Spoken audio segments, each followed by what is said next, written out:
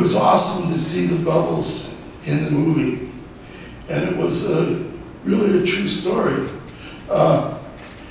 We were like 90 miles from the nearest light bulb, out where Annapurna attempts to escape into the stars. And I'm blowing bubbles. But this little kid named Lapsang, who has shaved his head and donned the saffron and is an assistant monk, and all the monks are in this lamasery. And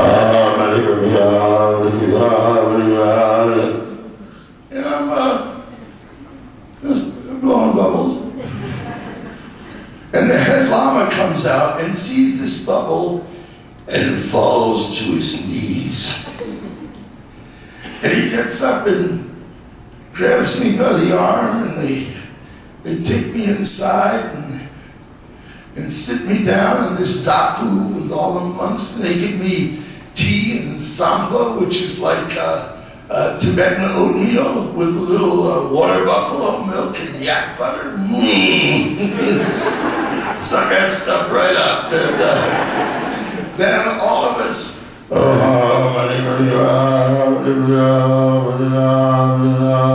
hours, and I got so very stoned.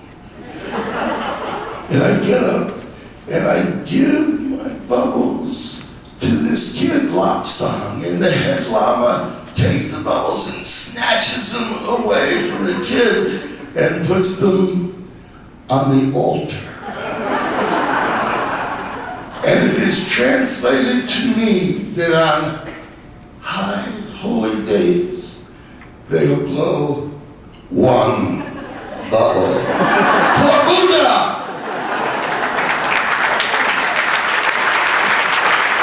And that's where that story comes from. Now, can you imagine being a photographer from National Geographic, sent to this remote lamasery to film the butter lamps and the skull cup and the beautiful mandala, and you get back to New York and you're developing your thing, and you see in the corner a bottle of Wonder Bubbles. It would crack your mind. It would shake you up. And that's what we had in mind.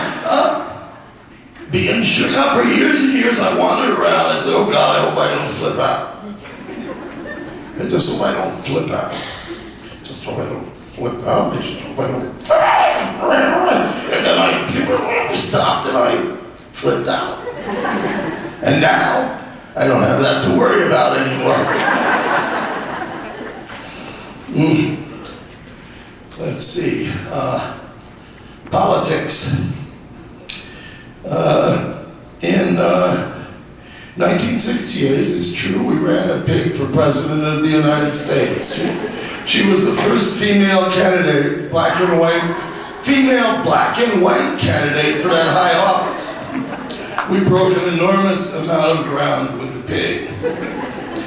And then in 1972, we had come back from our Asian adventure to discover that the Zippies, which were a spin-off of the Yippies, were running a rock for president. I said, look, you liked our pig, you gotta check out this rock. I had this Baltz rock I got from the base of Mount Ararat. And carved on it was, Om Mani Padme Hum. It's the flower of the jewel of the lotus that is God and lives in your heart, I suspect. And that's the rock, and we ran the roll for vice president at different rounds. We would hand out jelly rolls, or cinnamon rolls, or bagels, and you could always eat the vice president as the roll kept changing. And then I was in New York at a recording session, and I spaced the rock out in a taxi cab. And they're on the Pacifica radio, have you seen the rock? And there's a picture of the rock in the Village Voice, reward for the rock. Nobody saw the rock, and I am in deep doo-doo.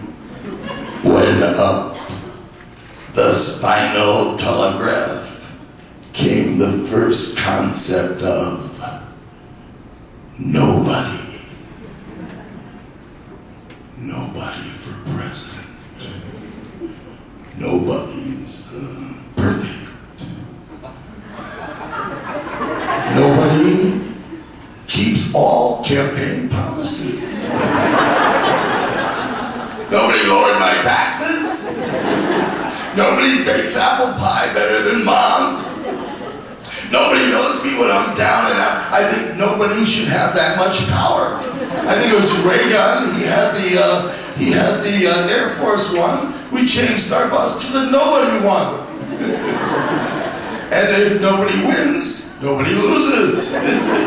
It's a pair of ducks. I became nobody's fool, and we set out across the free world with rock and roll and nobody, and using these clicking plastic teeth for the speeches. And it's always wonderful, like in this civic center, this rock and roll, here comes nobody. Who lowered your taxes? Everybody goes, nobody. Who do you want to run your life?